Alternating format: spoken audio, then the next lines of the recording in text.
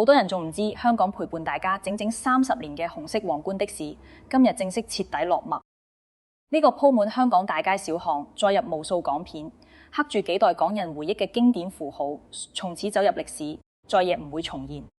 熟悉香港城市肌理嘅朋友，一定對街頭穿梭嘅紅色的士印象深刻。幾十年來，通體赤紅嘅豐田皇冠襟闊車城，同維港夜景、霓虹街巷、跨海隧道一樣，係外界最深刻、最直觀嘅香港標誌。無論係香港市民日日嘅生活日常，亦或是外地遊客嘅香港旅途記憶，甚至係無數經典港片嘅鏡頭畫面，呢款陪伴香港走過30載、風風雨雨嘅營運車，承載嘅絕對唔止係載人代步嘅基礎功能，更加係幾代港人沉澱落嚟嘅城市情懷同歲月印記。但係而家呢段橫跨30年嘅城市經典故事已經迎來最終章。馳騁香港大街小巷，足足30年嘅紅色豐田皇冠的士已經全面進入退役程序，亦係燃油的士統治香港交通營運市場嘅黃金時代徹底畫上咗句號。好多普通市民路過街頭，見到舊式的士慢慢淘汰，換新車型都只會當係普通嘅車輛更新，以為只係舊車老化，行業常規換車咁簡單。但絕大部分人都唔清楚，呢一場睇似平淡嘅的士換代，係香港近30年規模最大、影響最深遠嘅行業大洗牌，更加係一次徹底顛覆交通營運生態、改寫數萬司機飯碗同命運嘅顛覆性變革。根據香港運輸業界最新嘅管控規範，全港現存18000幾架傳統燃油石油氣的士，必須喺指定時限前100%清零替換。所有合規營運的士將會全面換成零排放嘅國產新能源車型。呢次變革覆蓋全港每一架營運的士，冇例外，冇緩衝空間，直接終結豐田皇冠 Comfort 喺香港的士市場長達30年嘅壟斷地位，亦都令無數深耕呢個行業大半世人嘅老司機被迫告別自己最熟悉嘅工作模式，同陪伴自己養家糊口嘅老伙計揮手告別。近期行經香港紅隧嘅市民同遊客都見證咗一幕充滿氛圍感又令人滿心感慨嘅畫面。無數堅守崗位嘅資深的士司機駕車穿行狹長嘅紅隧通道時，都會不約而同打開車載音響循環，播放譚詠麟嘅《講不出再見》，溫柔舒緩、略帶唏噓嘅旋律喺封閉嘅隧道空間裏層層迴盪，配合窗外飛速倒退嘅城市，光影錯落林立嘅霓虹高樓，壯闊嘅跨海大橋輪廓，構成咗一場屬於香港的士行業最溫柔、最真摯嘅集體告別。呢一幕絕對唔係刻意炒作嘅流量橋段，亦都唔係劇本式嘅煽情戲碼，而是一眾老司機發自內心嘅情緒流露。對於普通路人同遊客嚟講，呢一幕可能只係偶然撞見嘅氛圍感場景，但對於10幾歲就入行大半世人，都靠開皇冠的士謀生嘅司機而言，每一次紅旗行車響起呢首歌，都係同陪伴自己風雨無阻、撐起成頭家嘅老伙計，做一場鄭重又無奈嘅告別。我哋從未真正融入香港的士行業，冇日日握住同款方向盤穿梭大街小巷，冇靠呢款車支撐家庭生計，所以好難真正共情呢份深入骨髓嘅不捨。紅色豐田皇冠的士喺大眾眼中只係一架隨處可見嘅代步工具，但喺香港城市發展嘅歲月脈絡入面，佢早已超越咗交通工具嘅本質，成為深深鐫刻喺城市煙火入面嘅文化圖騰。過去30年，無論係中環繁華嘅商業商圈、旺角熱鬧嘅市井街巷、淺水灣優美嘅濱海大道，亦或是貫通南北嘅跨海隧道、穿山公路，紅色皇冠嘅身影無處不在。無數經典港片嘅街頭追拍、市井碎事、通勤鏡頭都離唔開呢款痴神嘅點綴。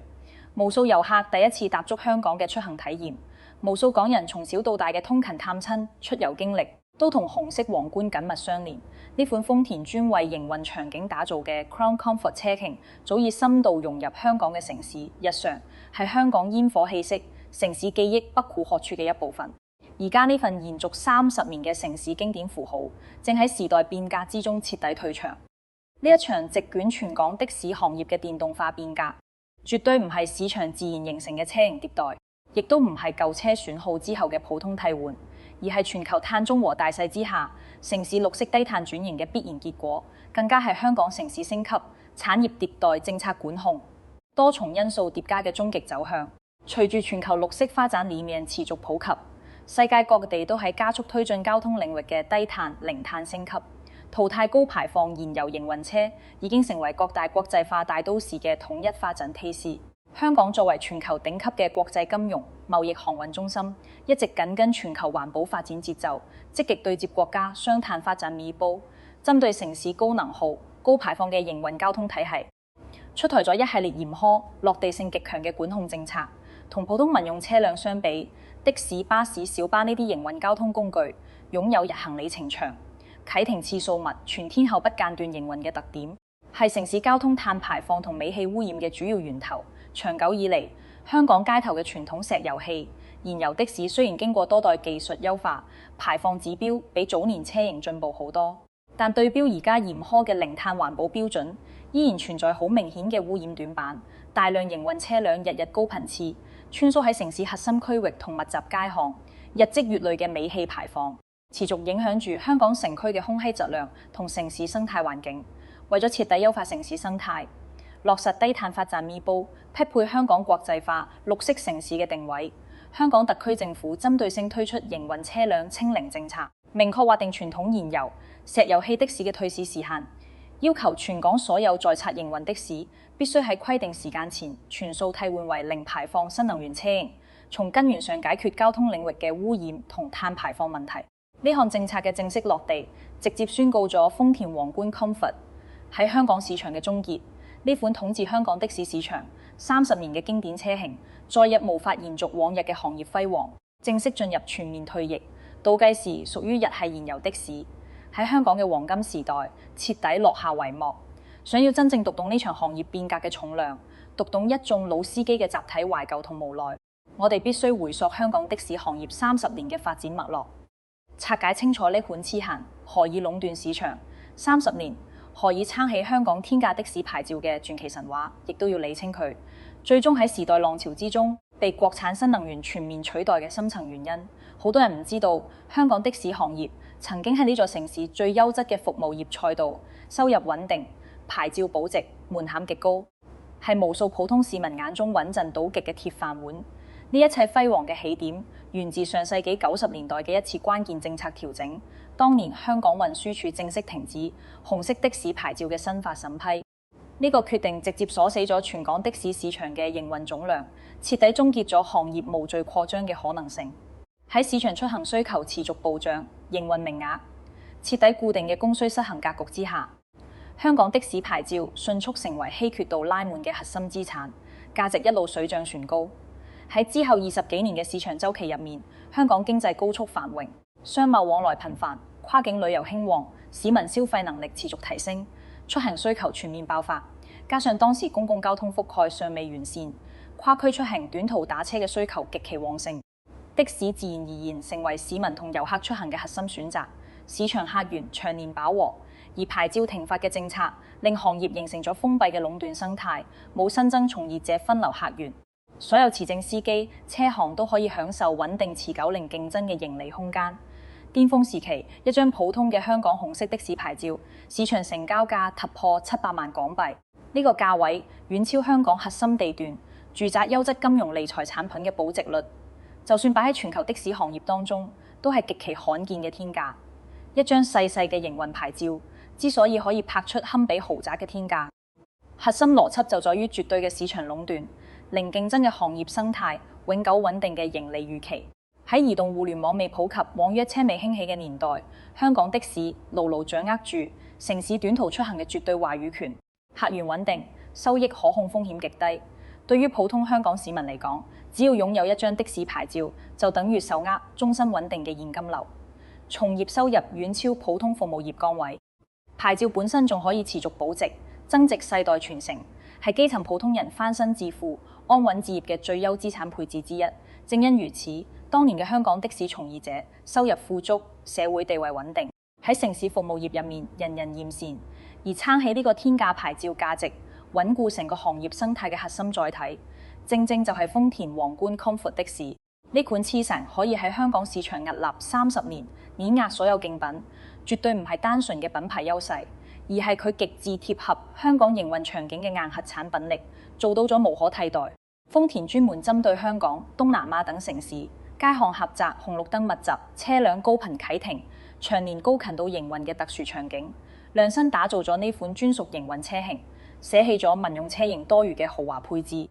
所有設計都圍繞耐用性、實用性、低成本、高穩定性展開，完美適配香港的士高強度不間斷嘅工作節奏。從實際營運角度嚟講，香港市區街巷曲折狹窄、路口密集、車流擁堵的士，每日營運時長超過10小時，日行里程高，啟停次數動輒數百次，對車輛穩定性、故障率、維修便捷性有極高要求。豐田皇冠 Comfort 搭載專屬調校嘅動力系統，主打省油耐用、動力平順、故障率極低、冇複雜冗餘嘅配置，最大限度降低長期營運嘅故障概率。與此同時，呢款此行嘅零件通用性極強，香港本地遍佈專屬維修門店，配件價格低廉，維修流程簡單，耗時極短。就算車輛出現正常損耗故障，都可以短時間內修復復工，完全唔會耽誤接單營運。精準適配的士行業嘅高強度工作模式。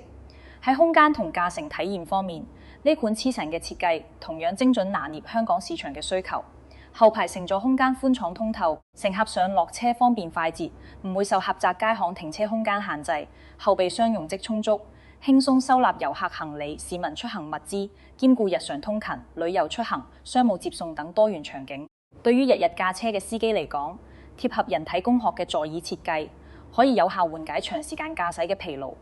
適配每日10零小時嘅9座營運，對於乘客嚟講，車輛底盤紮實，行駛沉穩平順，極少出現顛簸異響、半路拋錨等問題，出行體驗穩定安心。正係呢啲貼合行業剛需嘅獨有優勢，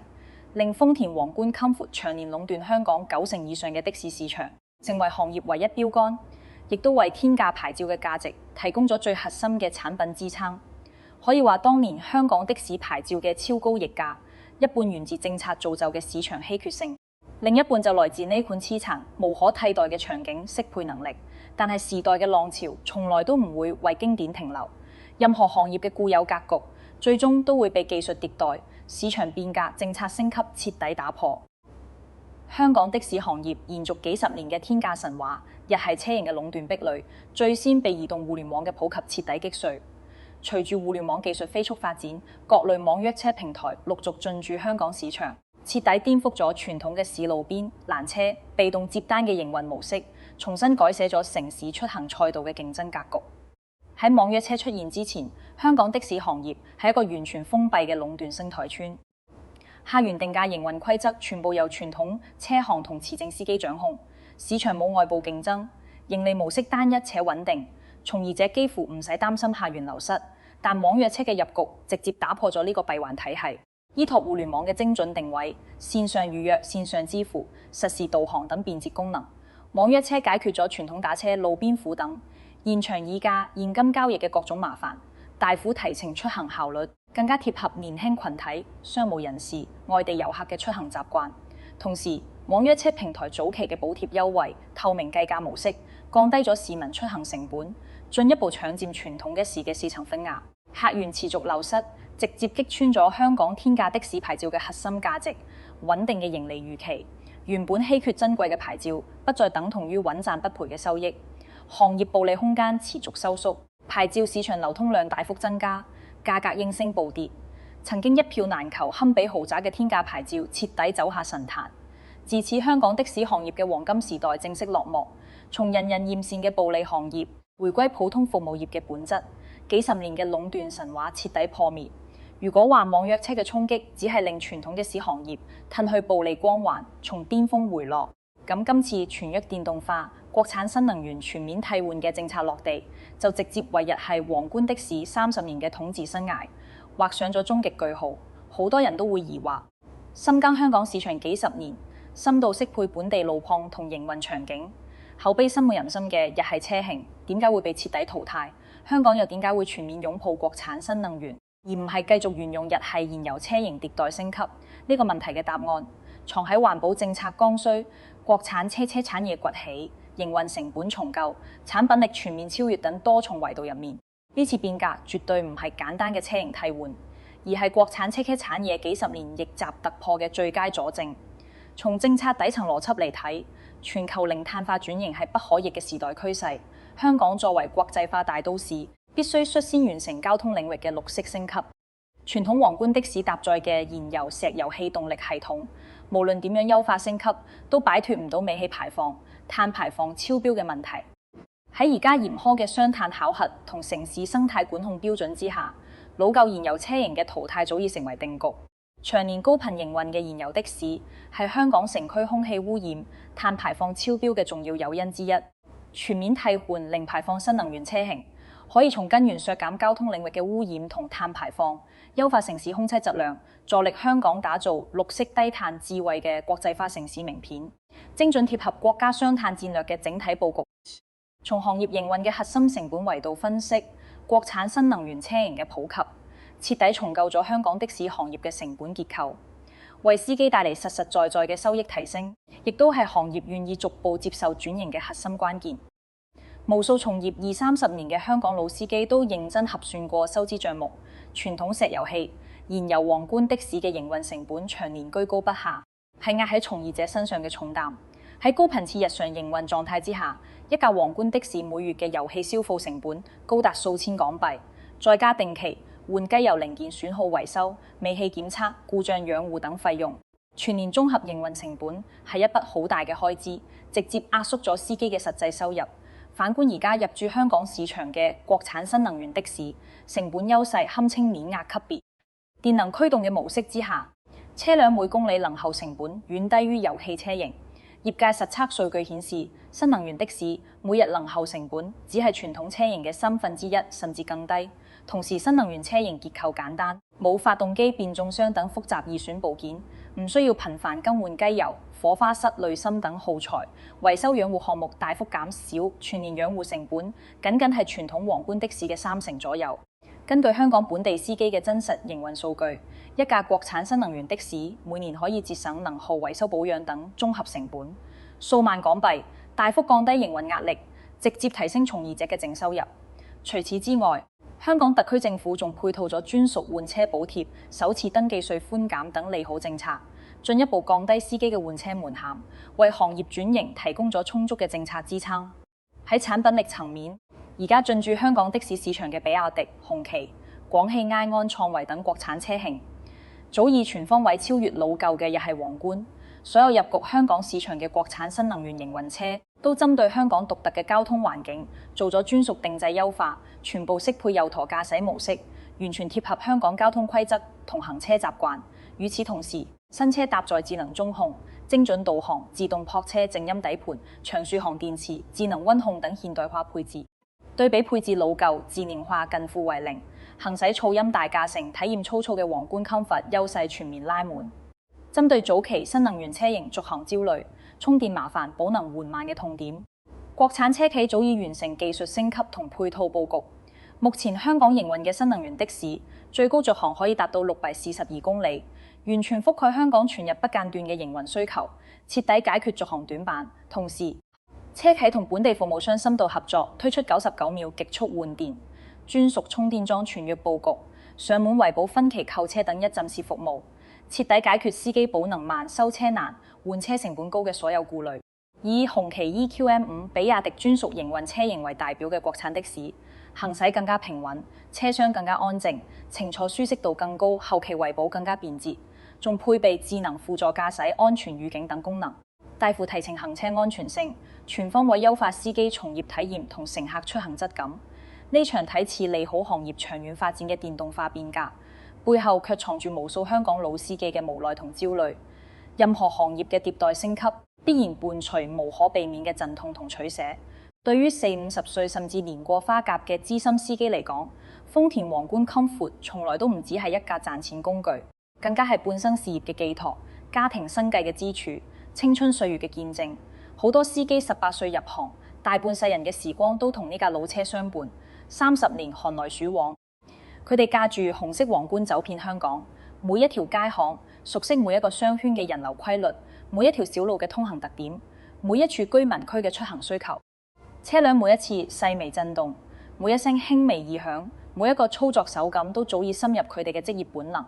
幾十年嘅人車磨合，形成咗無可替代嘅默契同習慣。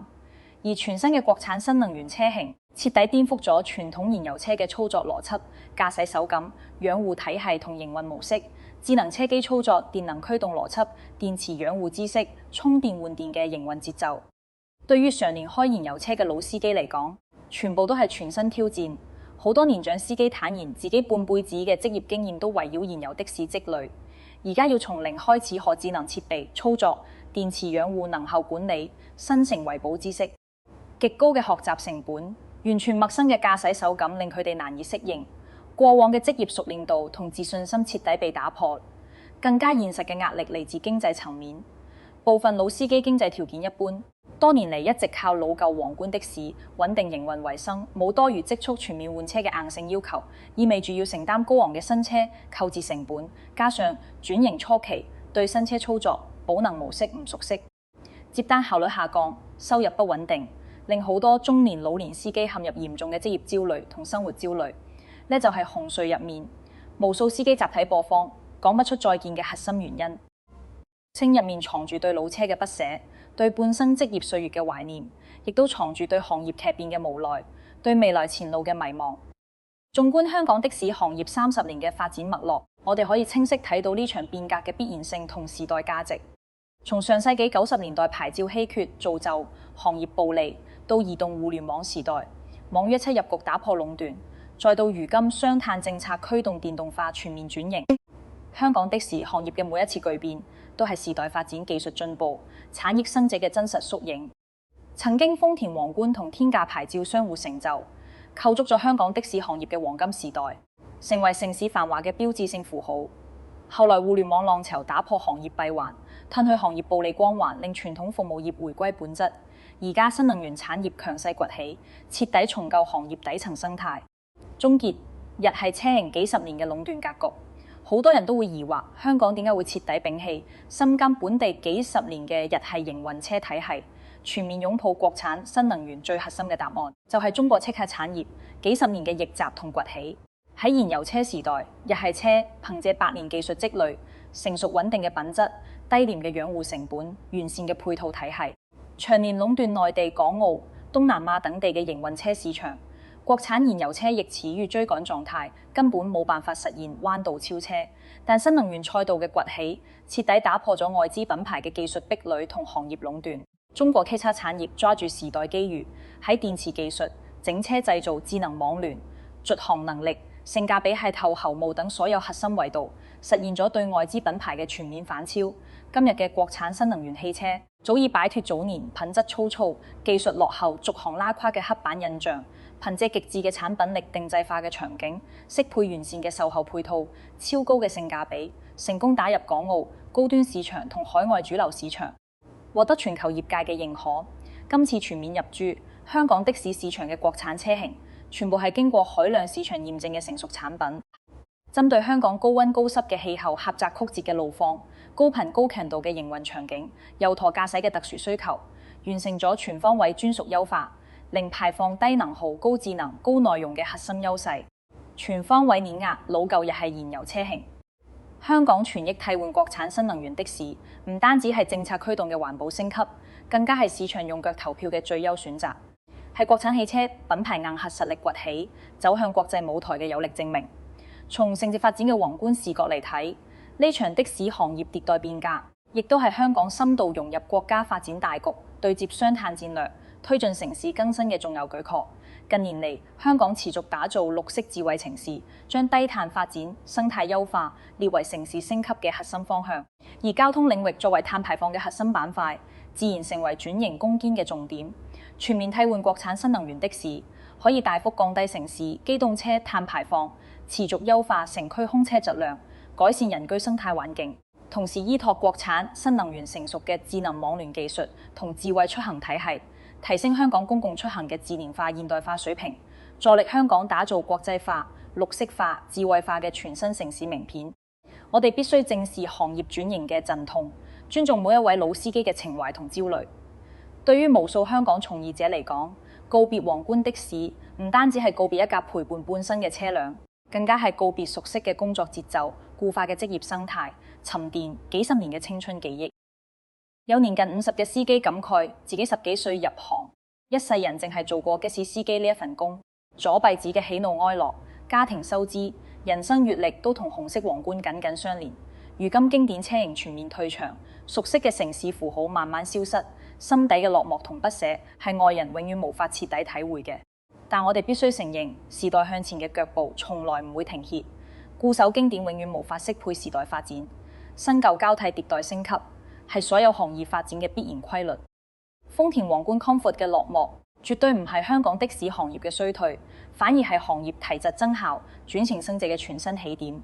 老舊燃油車型嘅淘汰，徹底解決咗困擾行業多年嘅高污染、高能耗、低體驗、高成本痛點。國產新能源車型嘅全面入駐，為傳統行業注入咗全新嘅發展活力，更低嘅營運成本、更高嘅出行品質、更智能嘅服務體系、更綠色嘅營運模式，唔單止可以切實提升司機群體嘅實際收入，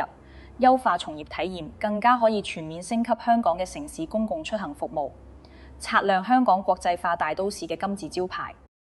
結合而家嘅行業變革趨勢，我哋可以大膽做出多項合理假設，預判香港交通行業同國產車產業嘅未來走向。首先，隨住香港全域完成的士電動化替換，國產新能源品牌將會進一步深耕香港本地市場，逐步滲透公交客運、商務出行、專屬接送等全場景交通領域，全面替代傳統外資燃油車型，徹底改寫香港交通營運市場嘅品牌格局。其次，為適配大規模新能源車輛嘅營運需求，香港本地嘅充電樁換電站、新能源專屬維保門店、電池運維體系將會迎來爆發式增長，快速搭建完整嘅新能源交通生態產業鏈，形成可複製、可推廣嘅綠色交通營運體系。更加值得期待嘅係，香港今次成功嘅電動化轉型模式，將會成為澳門、東南亞等地區交通升級嘅優質參考範本，帶動國產新能源汽車進一步開拓港澳同東南亞海外市場，持續擴大中國 K7 產業嘅國際影響力，向全世界展現國產汽車嘅硬核技術同產品實力。與此同時，我哋亦都可以預判，未來幾年當新一代香港市民同年輕遊客慢慢習慣國產新能源的士嘅安靜、智能、舒適、便捷，紅色皇冠的士嘅經典畫面將會逐步淡出大眾主流視野，成為老一輩港人獨有嘅情懷記憶。一啲車況完好、承載住專屬城市記憶嘅皇冠車型，好大機會會被專業車迷同城市博物館收藏，成為記錄香港城市交通發展史、見證時代迭代嘅重要文化載體。30年風雨變遷，30年行業沉浮，香港的士行業嘅迭代史係中國城市交通升級嘅微觀縮影，更加係國產車系產業從追趕並跑到全面超越嘅逆襲史詩。曾經被外資品牌牢牢壟斷嘅營運車市場，而家被國產新能源全面接管。曾經靠燃油車支撐嘅傳統行業生態，而家喺綠色低碳嘅時代浪潮之中，完成徹底重構。時代從來都唔會偏愛一成不變嘅經典，只會持續擁抱不斷迭代、不斷進步嘅新生力量。紅色皇冠嘅落幕，係30年情懷嘅溫柔收尾，更加係香港交通新時代、國產汽車國際化新時代嘅盛大開啟。睇完今期深度拆解，相信大家已經徹底睇懂香港皇冠的士落幕、國產新能源全面接棒背後嘅完整邏輯。呢次變革絕對唔係單純嘅情懷落幕，而係政策升級、產業逆襲、城市轉型、時代進步嘅多重必然。由天價牌照神話破滅，到日系經典退場，再到國產電車強勢崛起，每一層變革背後都藏住值得深挖嘅行業真相同時代規律。如果大家覺得今期內容乾貨十足，解讀夠晒透徹，睇完大有收穫，即刻點讚、收藏、轉發、分享，將呢篇深度內容分享俾更多熱愛香港風土、關注赤溪行業變革、關心城市發展嘅朋友。歡迎大家喺評論區留言傾偈，講講你曾經坐過香港紅色皇冠的士嘅經歷，分享你最深刻嘅香港出行記憶，亦都可以話下你對香港交通電動化轉型、國產汽車強勢崛起嘅睇法。最後千祈唔好忘記點擊訂閱關注我嘅頻道，我會持續深挖香港本土變遷、赤溪行業逆襲、城市產業變革嘅深度內容，逐一拆解每一場行業迭代、每一次城市升級背後嘅底層邏輯，帶你跳出表面，看透時代發展嘅核心真相。每期都係獨家乾貨深度解讀，絕對唔會錯過任何精彩內容。即刻關注鎖定更新。